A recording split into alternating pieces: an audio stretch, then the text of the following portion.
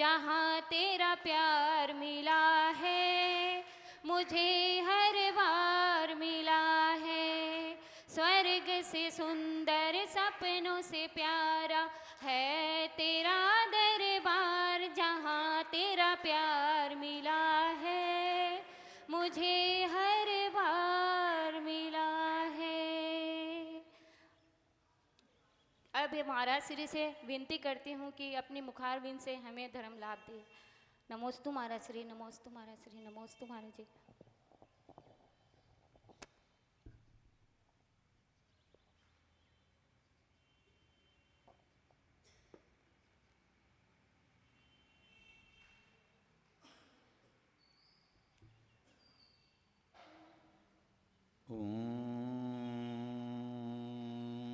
नमः सिद्धिभ्यः।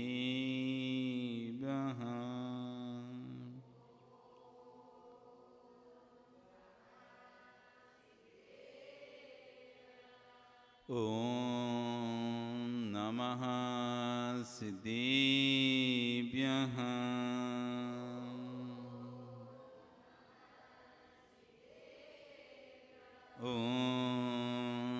नमः सिद्धिभ्यः।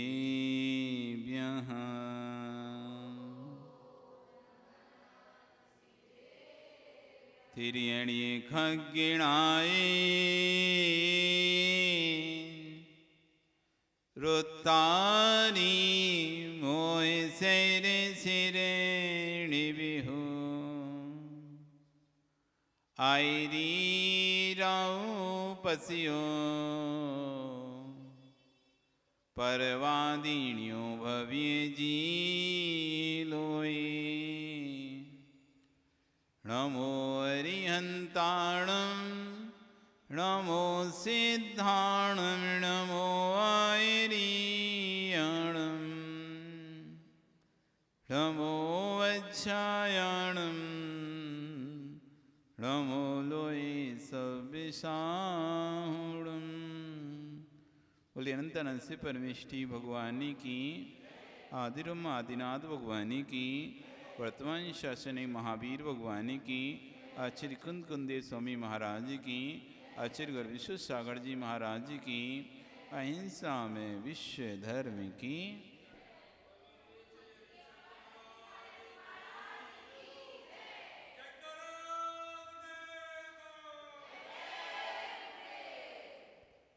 बंधु, वर्तमान शासनिक वर्धमान स्वामी के शासन में पास प्रभु की चरण निश्रा में बैठकर हम सभी जिन देशना का श्रवण कर रहे हैं, ये जिनेन्द्र वाणी मनीषियो जगत कल्याणी है। आचार्य भगवान कुंद कुंदेव स्वामी महाराज ग्रंथ राज रैण सारजी में दुख के कारण बहिरात्म भाव इसकी व्याख्या को कह रहे हैं। कौन है दुख का कारण? हर व्यक्ति कारण को ढूंढता है। जब कोई कार्य होता है तो उसके पीछे कारण को ढूंढता है। दुख हमारा कार्य है। जो हमको दुख मिल रहा है, सुख मिल रहा है, ये कार्य है। इन दुख सुख के पीछे कारण क्या है? जिसने कारण को समझ लिया वह कार्य पर नियंत्रण कर सकता है। जिसने कारण को समझ लिया वो कार्य पर नियंत्रण कर सकता है। वो कारण नहीं समझा तो वैसी स्थिति है कि आप पानी तो खींचते रहो, साफ करते रहो, लेकिन आपको ये पता नहीं है पानी आ कहां से रहा है। ये जब तक बोध नहीं है पानी आ कहां से रहा है, आप सफाई करते जाओगे पानी आता रहेगा, आप सफाई करते जाओगे पानी आता रहेगा। बोध करना पड़ेगा पानी आ कहां से रहा है, आखिर कौन सा नल खुला छूट गया है, कहां से लीकेज हो रहा है, कहां से पानी बह रहा है। जहां से पानी बह रहा है उस कारण को ज्ञात कर लिया और उस कारण पर रोक लगा दी तो कार्य अपने आप रुक जाएगा। हम कार्य को देखकर रोते रहते हैं, कारण को देखते ही नहीं है। जिस दिन कारण को देख लिया उस दिन रोना बंद हो जाएगा। दुख का कारण क्या है? दुख का कारण तो आचार्य भगवान आज कह रहे हैं, चौगति संसार गमन कारण भूदाणी दुख हे दूणी ताणी हवे भैरप्पा बत्तु स्वरूपाणी भावाणी। चौगति संसार गमन कारणम, चार गति के संसार में गमन का कारण, चारों गतियां मनुष्य, त्रेंच, देव, नरक, ये चार गतियां हैं। इन चार गतियों में गरण का कारण भूदाणी दुख हेदाणु, प्राणियों के दुख का हेतु कौन है? तो कह रहे हैं वस्तु स्वरूपाणी भावाणी ना, वस्तु स्वरूप के भाव को नहीं जानना। तत्व कैसा है, वस्तु कैसी है, द्रव्य कैसे हैं, धर्म कैसा है, धर्म क्या है, ये कोई भी स्वरूप ना जानकर अनभिज्ञ रहने से हम बहिर्भाव में लीन रहे और चतुर्गति के दुखों को भोग रहे हैं। आचार्य वन विश्वसार महाराज जी कह रहे हैं, वही श्रावक परम पुण्यात्मा है जिसके अंतस्में पंच परमेष्टि के प्रति आस्था विद्वान है। जिनके अंतर में पंच परमेष्टि अरेन सिद्ध आचार्य उपाध्याय साधु इनके प्रति आस्था विद्वान है, वही श्रावक परम पुण्यात्मा है। वे मुनि महान हैं जो रत्नत्रय के पालन में लीन हैं। एक मोक्ष मार्ग रत्नत्रय मार्ग की लीनता है और एक मोक्ष मार्ग पंच परमेष्टि चरणों की लीनता है। अपन जो भक्ति पूजन आदि कर रहे हैं ये भी मोक्ष मार्ग है, जो साधना कर रहे हैं वो भी एक मोक्ष मार्ग है। इस श्रावक का मोक्ष मार्ग है। भक्ति आदि करना, पूर्ण पंच परमेष्टि की आराधना में लीन रहना, ये श्रावक का मोक्ष मार्ग है। और ज्ञान ध्यान तप में लीन रहना, ये साधु का मोक्ष मार्ग। दोनों ही मोक्ष मार्ग हैं। अंतर इतना है, एक साक्षात मोक्ष मार्ग है, एक परंपरा मोक्ष मार्ग है। एक साक्षात मोक्ष मार्ग है, सीधा मोक्ष का मार्ग है, सम्यक दर्शन ज्ञान चाहते, ये साक्षात मोक्ष का मार्ग है। और भगवान की भक्ति ये परंपरा से मोक्ष का मार्ग है। इसलिए ऐसा नहीं कहना भगवान की भक्ति मोक्ष मार्ग नहीं है। भगवान की भक्ति भी, पंच परमेष्टि भक्ति भी यदि श्रद्धा के साथ करते हैं, आप पंच परमेष्टि का स्तवन श्रद्धा के साथ करते हैं, मुख से उच्चारण करते हैं, ये भी आपका मोक्ष मार्ग है। बिना कुछ व्रतों के पालन किए भी मोक्ष मार्ग है। बिना कोई व्रत पालन किए, बिना कोई त्याग तपस्या किए भी मोक्ष मार्ग में आप आ सकते हो। कैसे? पंच परमेष्टि के प्रति आस्था श्रद्धा, क्योंकि वो ही सबसे पहला सम्यक दर्शन है। वो इस मोक्ष महल की प्रथम सीढ़ी, मोक्ष महल की प्रथम सीढ़ी, जा बिन ज्ञान चरित्र, उसके बिना ना तो ज्ञान है ना चारित्र है। पहली सीढ़ी है ये आस्था, ये भक्ति भगवान के प्रति, गुरु के प्रति, शास्त्र के प्रति, देव शास्त्र गुरु के प्रति जो अकाट श्रद्धा भक्ति है, वह मोक्ष मार्ग की पहली सीढ़ी है। और जो पहली सीढ़ी नहीं चढ़ा वो दूसरी तीसरी सीढ़ी नहीं चढ़ सकता। पहली सीढ़ी चढ़ना जरूरी है। तो प्रथम मोक्ष मार्ग तो यही है। ये परंपरा से मोक्ष मार्ग आपको साक्षात मोक्ष मार्ग की ओर लगाता है। तो वे श्रावक धन्य हैं जो पंच परमेष्टि की आस्था में लीन है। वे मुनि धन्य जो रत्नत्रय के पालन में लीन है। एक मोक्ष मार्ग रत्नत्रय मार्ग की लीनता है और एक मोक्ष मार्ग पंच परमेष्टि की चरणों की लीनता है। पंचतास्ति गाय ग्रंथ में शिष्य ने प्रश्न किया, स्वामी मोक्ष मार्ग क्या है? किसी शिष्य ने आचार्य भगवान कुंद कुंद स्वामी महाराज से प्रश्न किया कि मोक्ष मार्ग क्या है, मोक्ष मार्ग क्या है? आचार्य ने कहा, मोक्ष का मार्ग तो रत्नत्रय धर्म है। मोक्ष मार्ग क्या है? रत्नत्रय धर्म है। शिष्य धीरे से कहता है, प्रभु रत्नात्रय धर्म का पालन तो बहुत दुष्कर है। मोक्ष का मार्ग क्या है? मोक्ष का मार्ग तो रत्नात्रय धर्म है। तो शिष्य कह रहा कि रत्नात्रय का पालन करना तो बहुत दुष्कर है।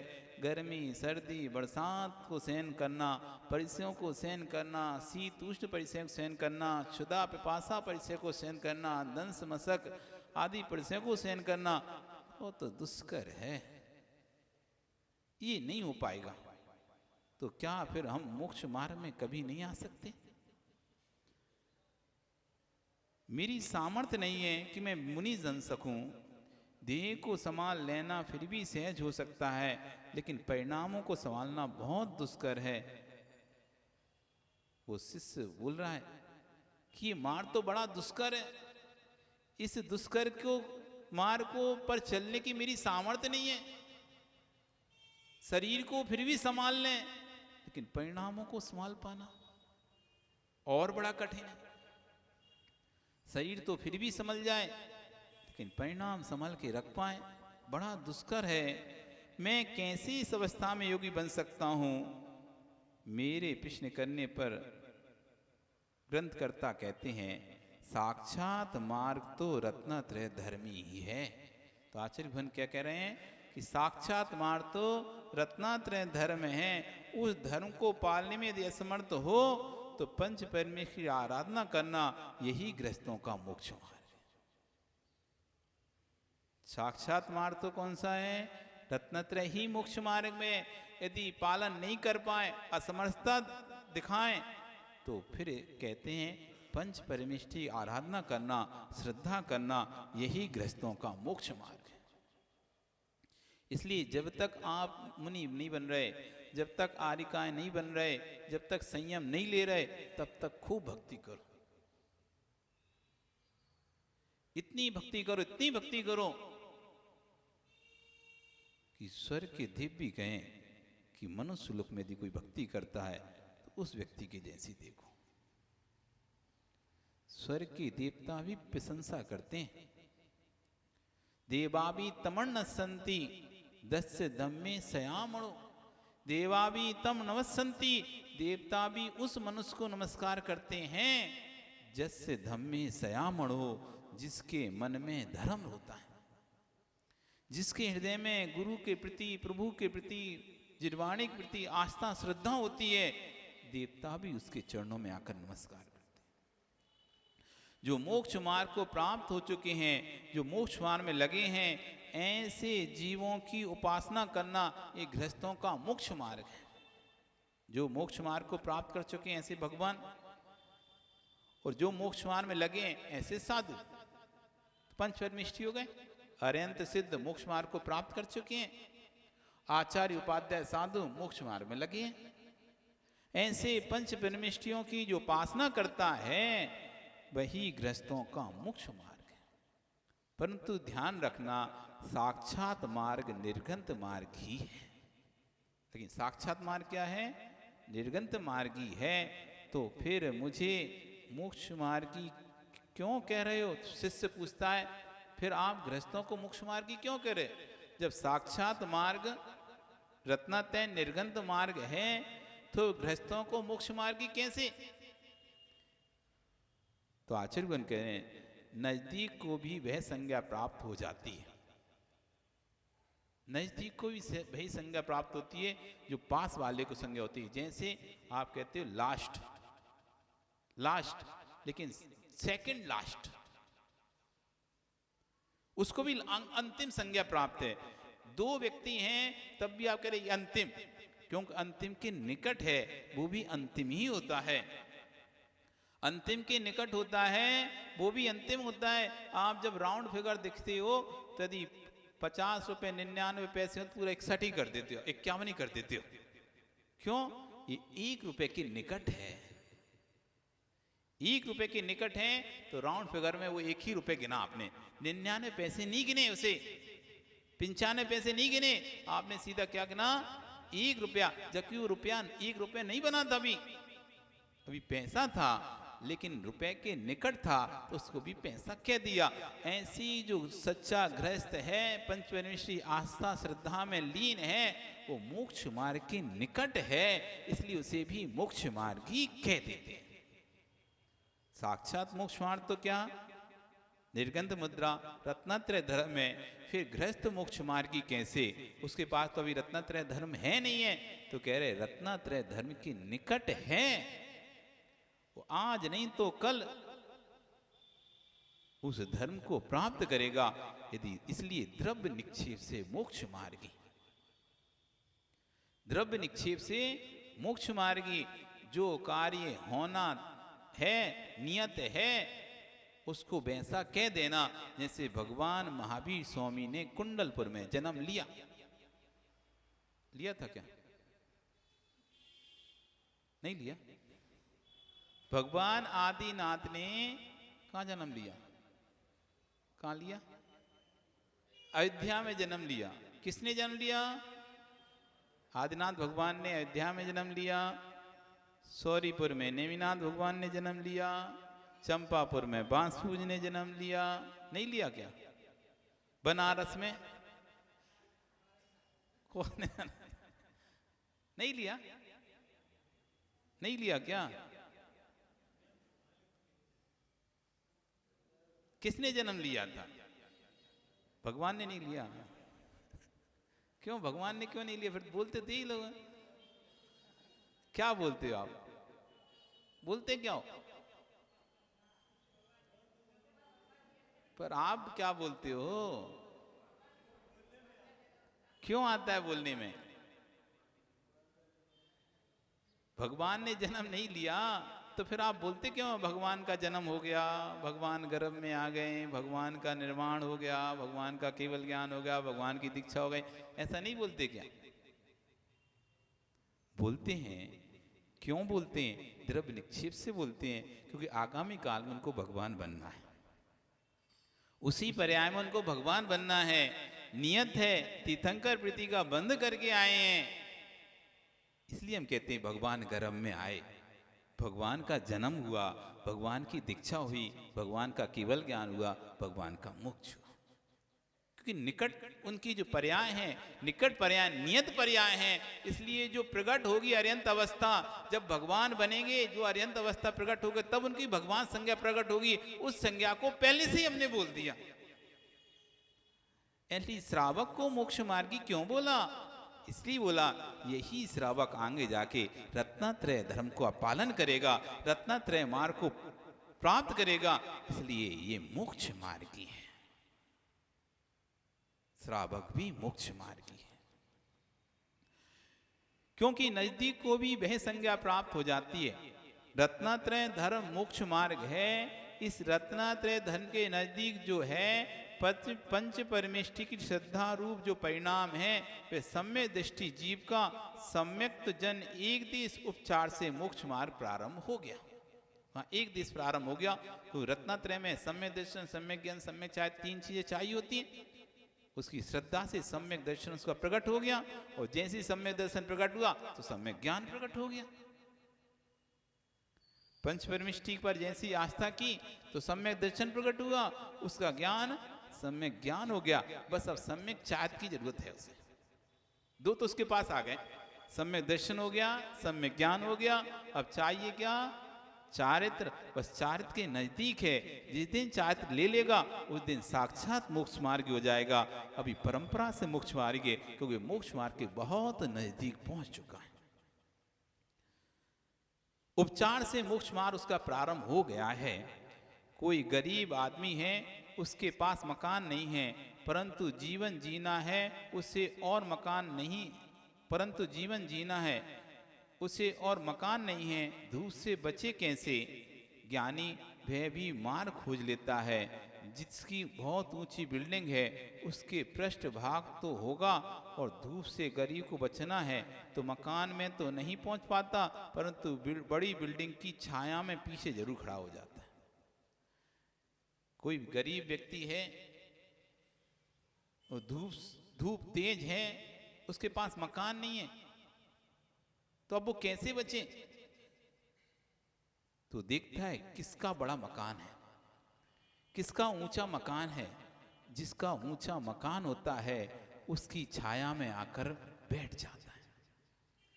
एक तो मकान के अंदर बैठकर छाया में आनंद को, सुख को भोग रहा है, वो दूसरा व्यक्ति जिस पर मकान नहीं था उस मकान की छाया में बैठकर उस सुख को भोग रहा है।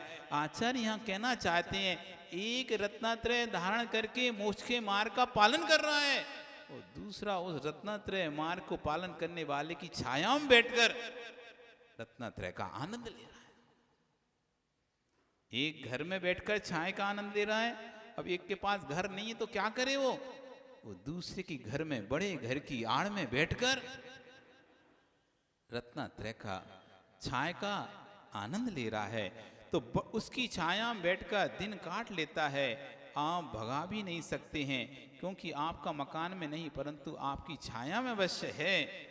ऐसे ही जो जीव रत्नात्रय के महल में ना भी पहुंचा हो वह रत्नात्रय धारी के पास बैठा रहेगा, उसकी छाया में बैठा रहेगा, तब भी वह धूप से बच जाएगा, दुर्गति से बच जाएगा। अब रत्नात्रय भी नहीं पालन करे, पन्नालाल जी ऐसी साधुओं की सेवा में ही बैठे रहे, उनके आने पर आ गए, उनके बिहार में उनकी व्यवस्थाओं में लगे रहे, तो आचार्य भुवन कह रहे हैं रत्नात्रय धारण करने वाला तो तर जाएगा, रत्नात्रय धारी की छाया में भी बैठा रहेगा वो भी तर जाएगा।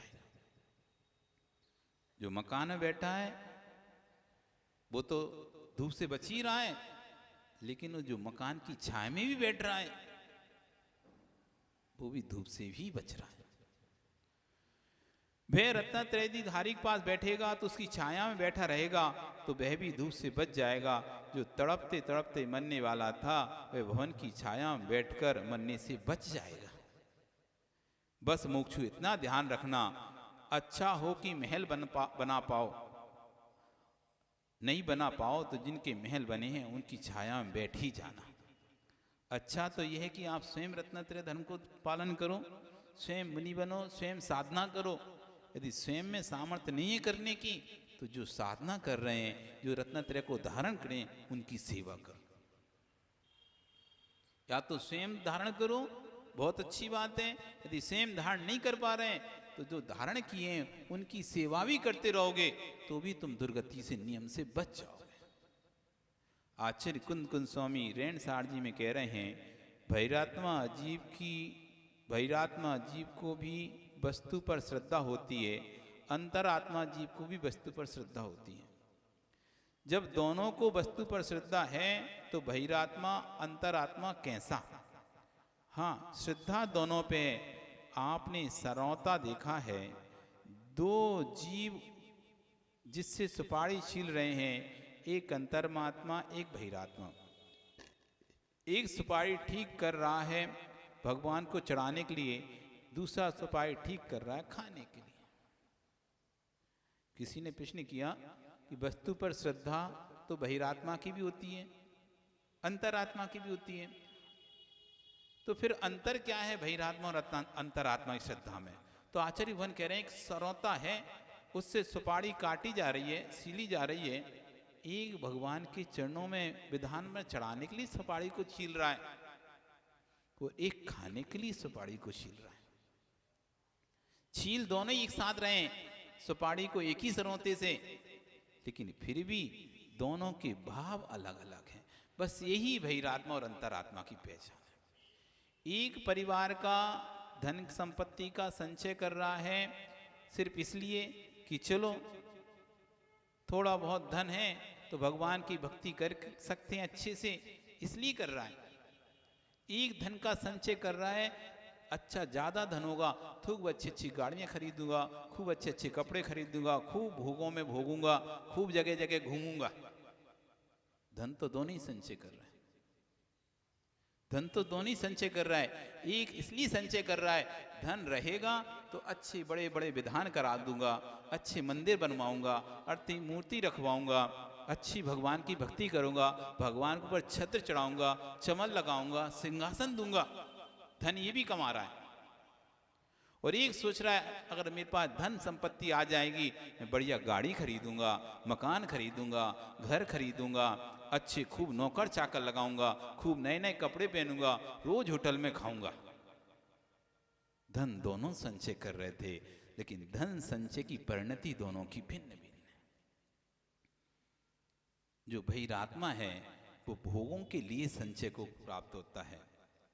जो बहिरात्मा है वो भोगों के लिए धन का संचय कर रहा है।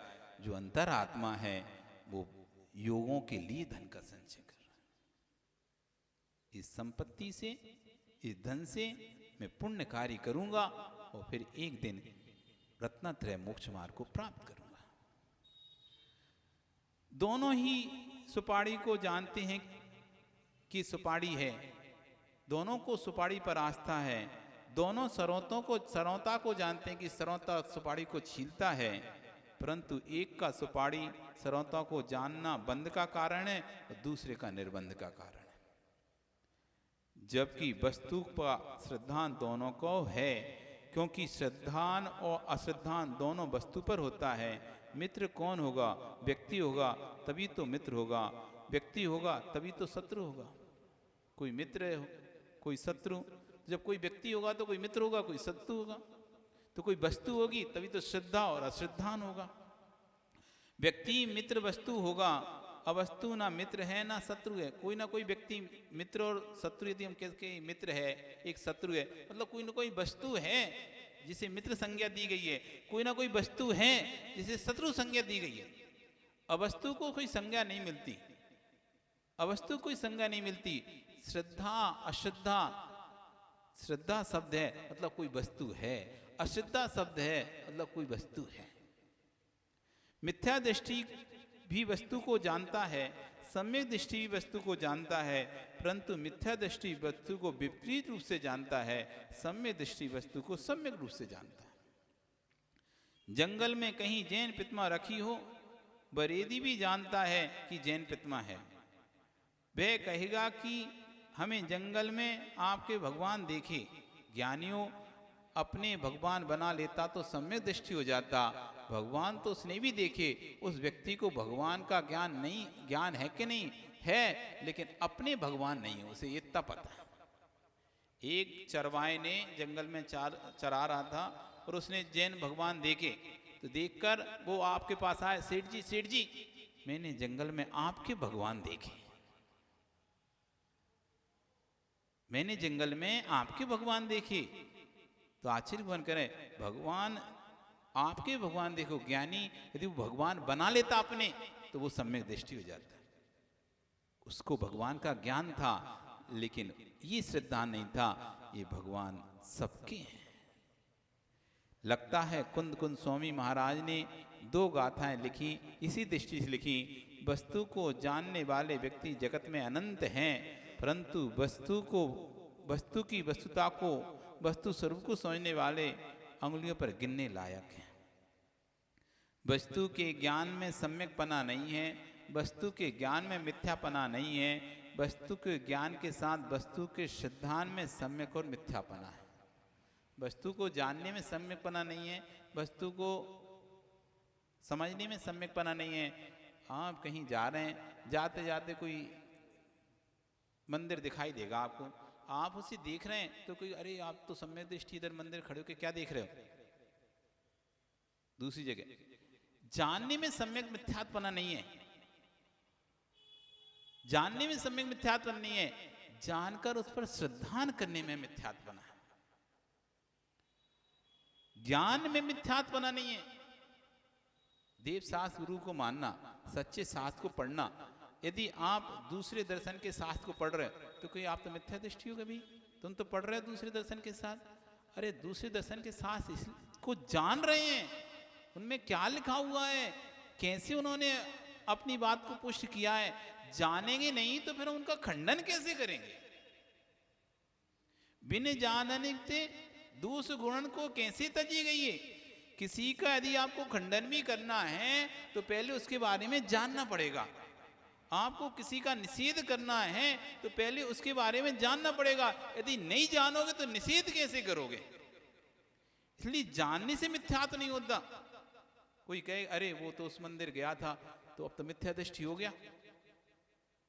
नहीं, मंदिर जाने में भाव क्या थे? श्रद्धान के भाव थे या ज्ञान के भाव थे?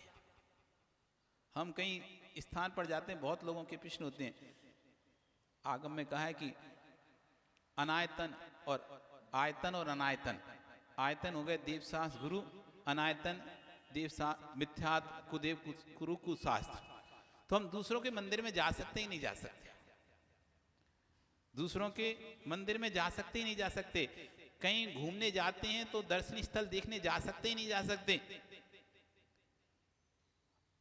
ये प्रश्न उठता है, यदि हम जाएंगे तो क्या मिथ्या दृष्टि हो जाएंगे? हम जाएंगे तो मिथ्या दृष्टि। तो आचार्य भगवान कह रहे हैं ज्ञान का वस्तु के समझने में सम्यक मिथ्यात्व में दोष नहीं है। वस्तु की वस्तु स्वरूप समझने वाला वस्तु के ज्ञान में सम्यकपना नहीं है, वस्तु के ज्ञान में मिथ्यापना नहीं है। वस्तु के ज्ञान के साथ वस्तु के श्रद्धान में सम्यक मिथ्यापना है। उसका ज्ञान करने में मिथ्यात्पना नहीं है। यदि ज्ञान नहीं करेंगे तो पता कैसे चलेगा ये मिथ्यात का आयतन है कि सम्यक का आयतन है? इसलिए वस्तु का ज्ञान करने में दोष नहीं है, लेकिन ज्ञान करके श्रद्धान यदि आप गलत पर सिद्धांत करते हो तो आप मिथ्या दृष्टि। ज्ञान करके, क्योंकि जब तक दो वस्तु का ज्ञान नहीं करोगे ये सच्चे हैं या झूठे हैं, तो जब तक जाना तो पड़ेगा, देखना तो पड़ेगा, पढ़ना तो पड़ेगा, तब तो पता चलेगा ये सच्चा है ये झूठा है। यदि जानेंगे नहीं तो पता कैसे चलेगा कि कौन सच्चा कौन झूठा? तो कह रहे हैं ज्ञान में मिथ्यात्व नहीं होता, जानने में मिथ्यात्व नहीं होता। जानकर उस पर यदि असम्यक है फिर भी श्रद्धान जा रहा है तो फिर मिथ्यात्व है। तो हम दूसरे स्थानों पर जाते हैं, यदि वहां जाकर हमारी श्रद्धा उन स्थानों पर जा रही लोगों को देखकर, देखो सब लोग देखो इस देवी के चरण छू रहे हैं, चलो हम भी छूते हैं। एक हम जाके देख रहे हैं ये क्या हो रहा है, यहाँ पे कर क्या रहे हैं लोग? ओहो देखो कैसे हैं, मिथ्यात्व के पीछे भाग रहे हैं। एक वहां जाकर ये ज्ञान कर रहा है व्यक्ति कि देखो ये कैसी जगत की भीड़ लगी हुई है, एक पत्थर को लेकर के पीछे पड़े हुए हैं, उसमें कुछ भी नहीं है। एक ज्ञान कर रहा है और एक सोच रहा है चलो सब लोग कर रहे हैं अपन भी करते हैं। दोनों के अलग अलग विचार चल रहे हैं, दोनों ही खड़े खड़े उसको देख रहे हैं। एक को देखकर अंदर में श्रद्धा के भाव आ रहे हैं, चलो सब नमस्कार करें, कुछ तो होगा भैया चमत्कार, तब तो सब पीछे भाग रहे हैं अपन भी चलते हैं।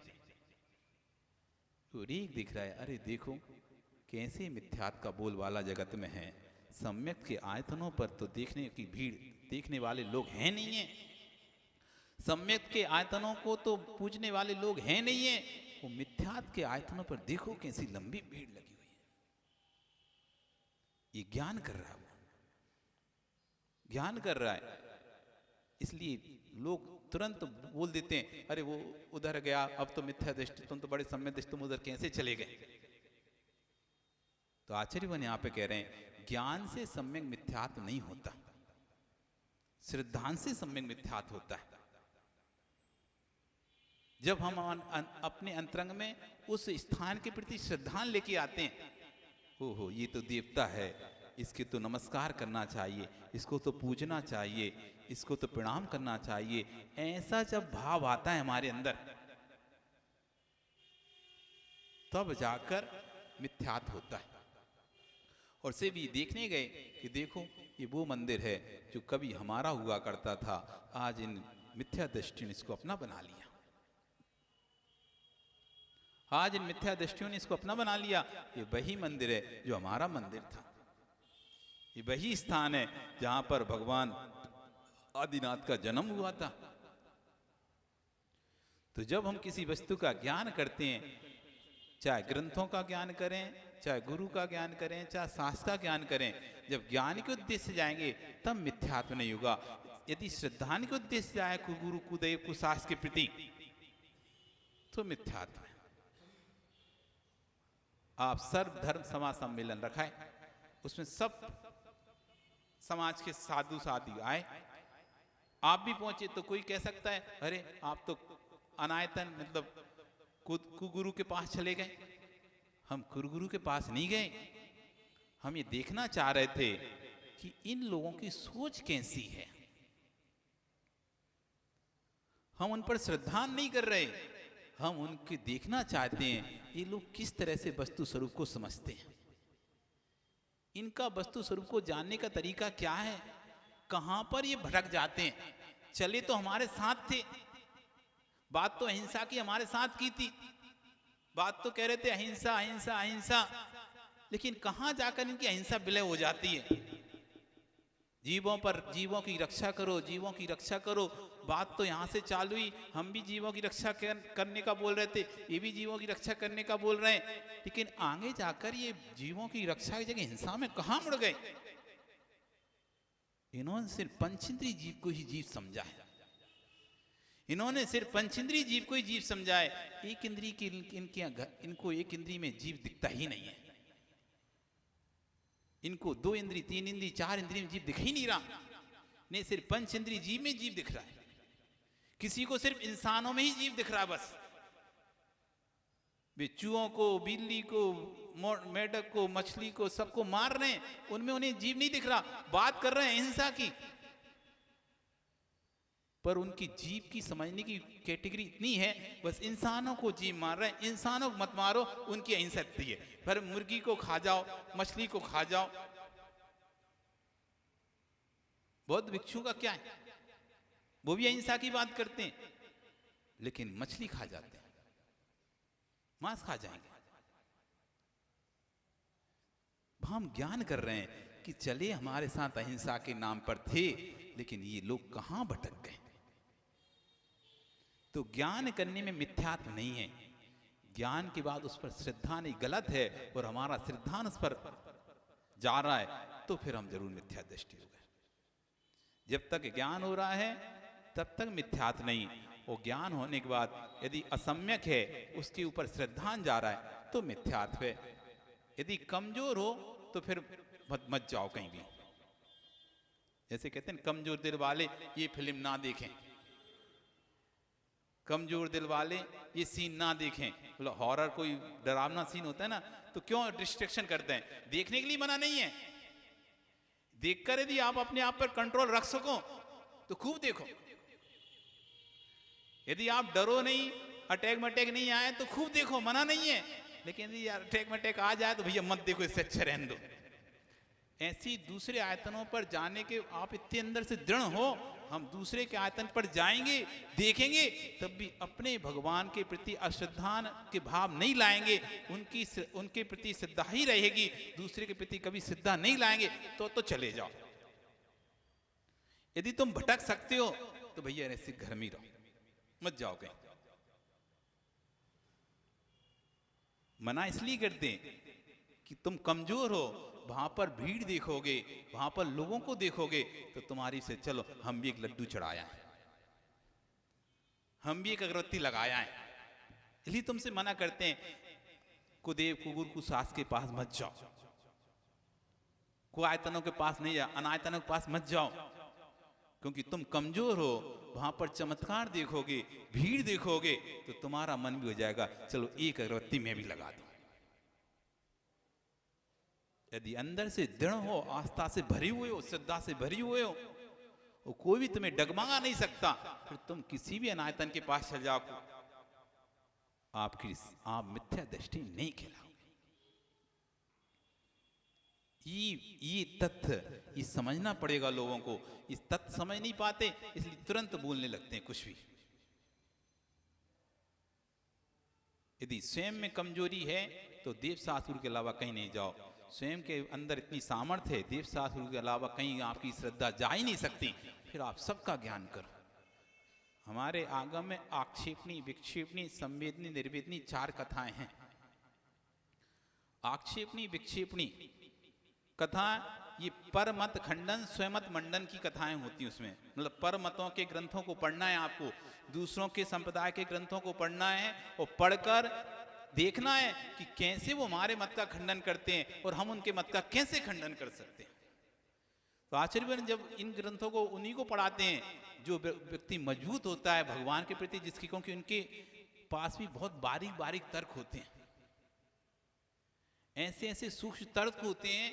यदि व्यक्ति को अपने धर्म का अच्छे से ज्ञान नहीं है तो वो हाँ फिसल जाएगा, हाँ वो सही तो कह रहे हैं, हाँ सही तो कह रहे हैं, सही तो बात है, ऐसे करके उस स्थान पर चला जाएगा।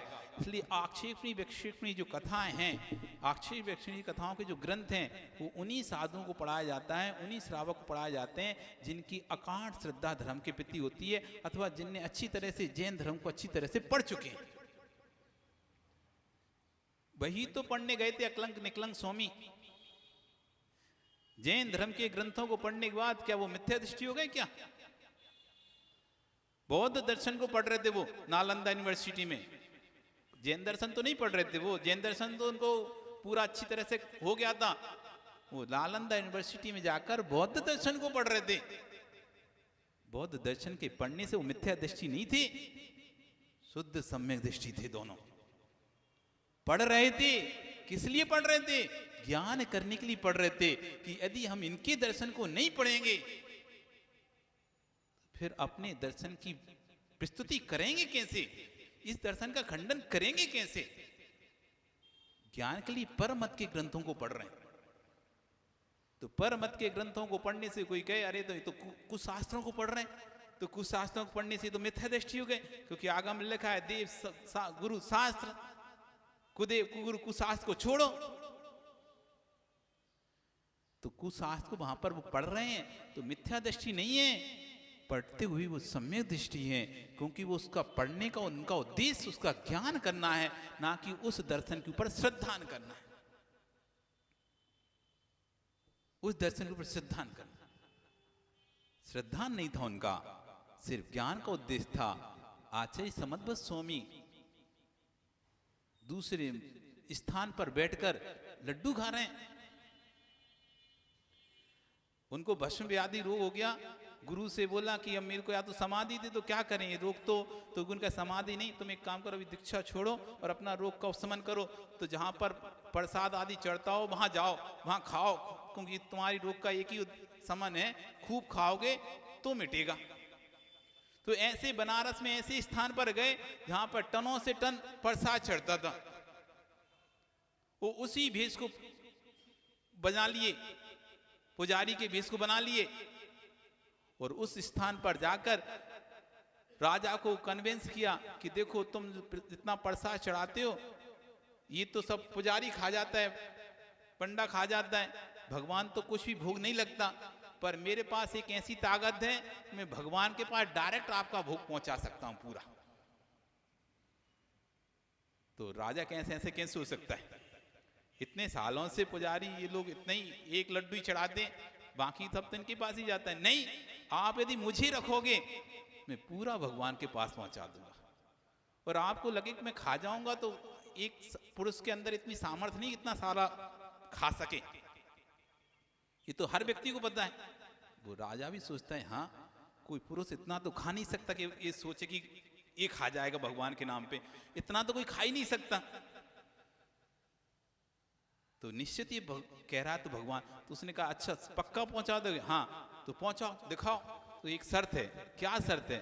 भगवान सबके सामने नहीं खाएंगे, अकेले में खाएंगे, बंद कमरे में, बंद कमरे में खाएंगे। थाल आपको खाली मिल जाएगा, इधर उधर छुपाऊंगा तो दिख जाएगा ना, कहीं छुपाऊंगा मैं तो दिख जाएगा, और मैं इतना खा नहीं सकता।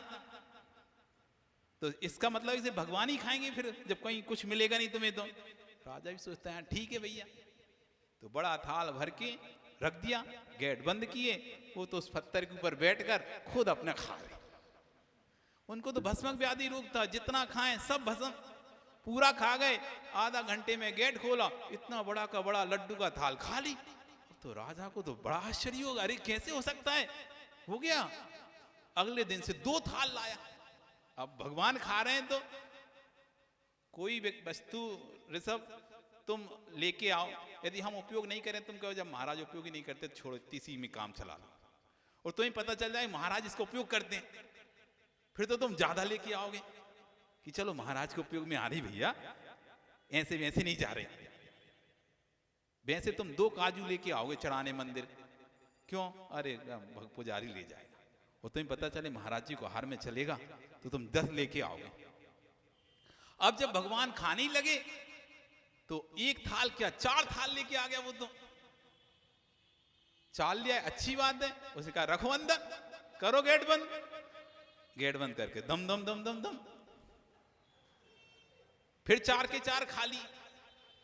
अब राजा को तो बड़ा आश्चर्य, एक सामान्य मनुष्य में तो ये शक्ति हो नहीं सकती कि वो खा सके इतना, पक्का भगवान खा रहा होगा।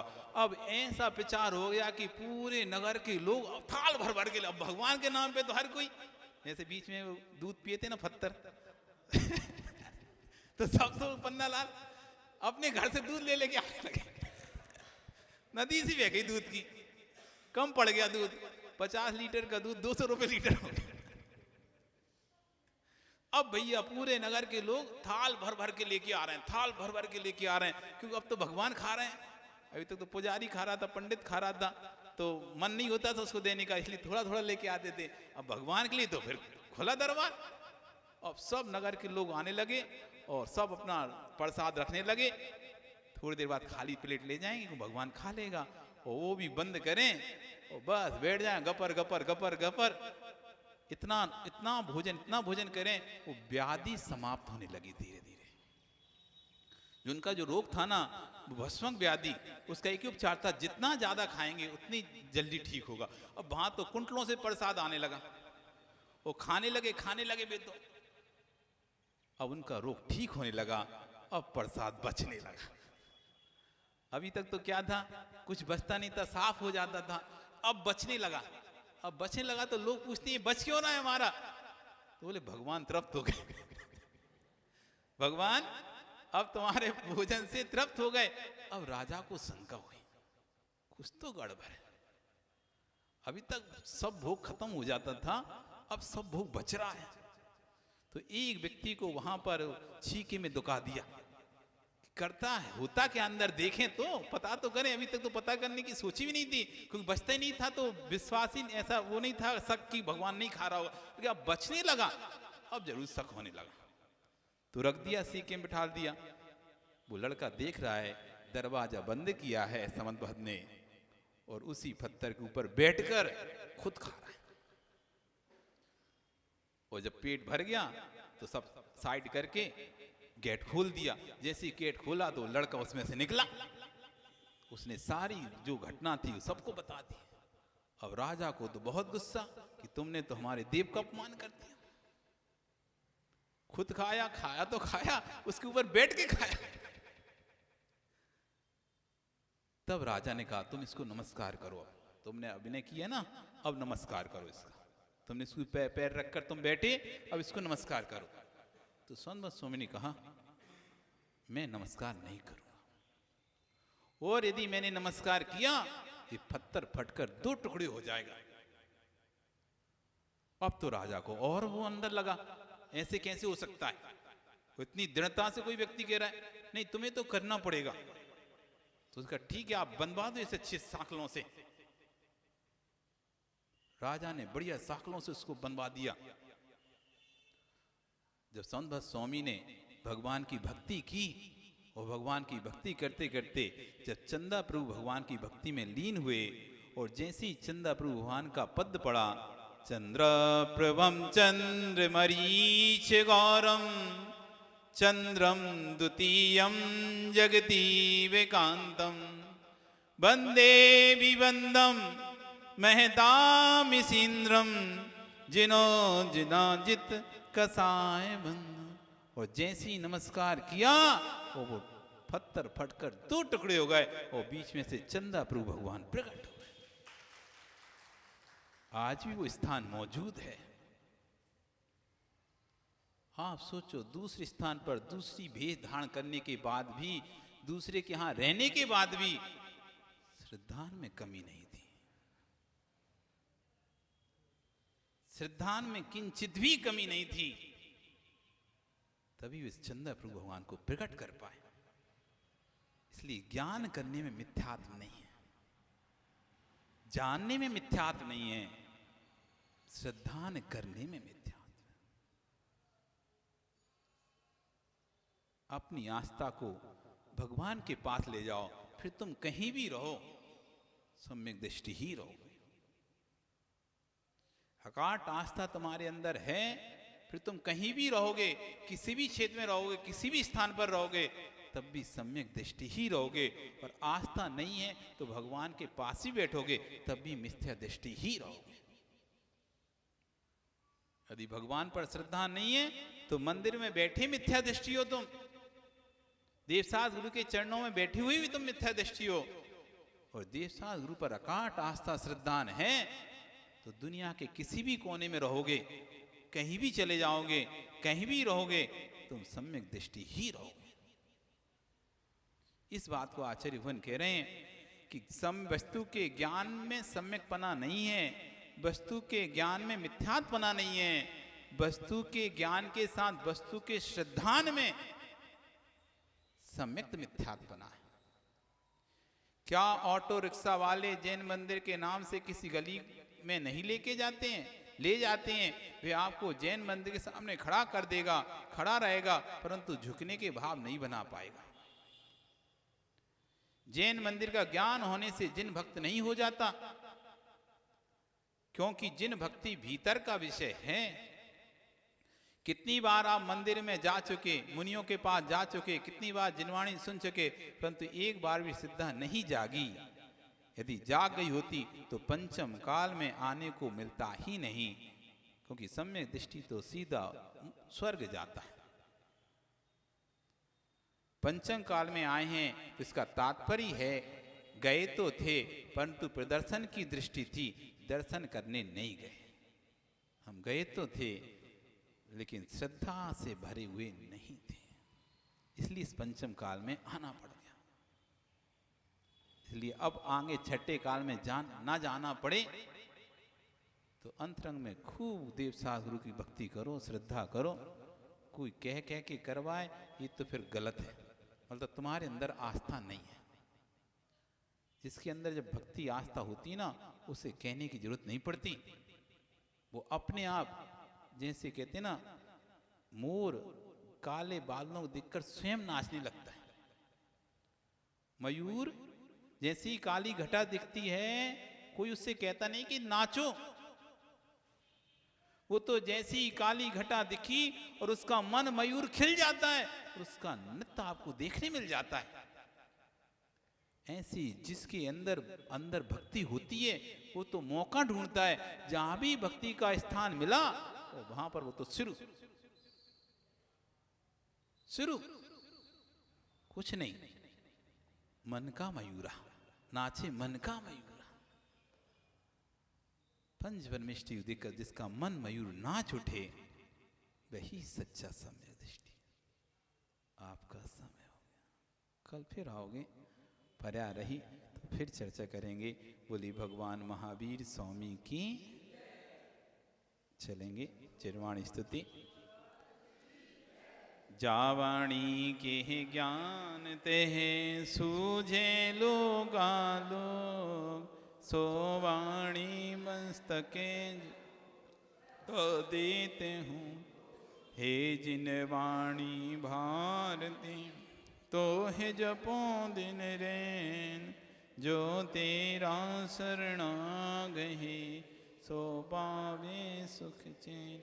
देव भजो अरिहंत को गुरु सेव्यो निर्ग्रंथ, दया धर्म बालो सदा यही मोक्ष गापन, यही मोक्ष गापन।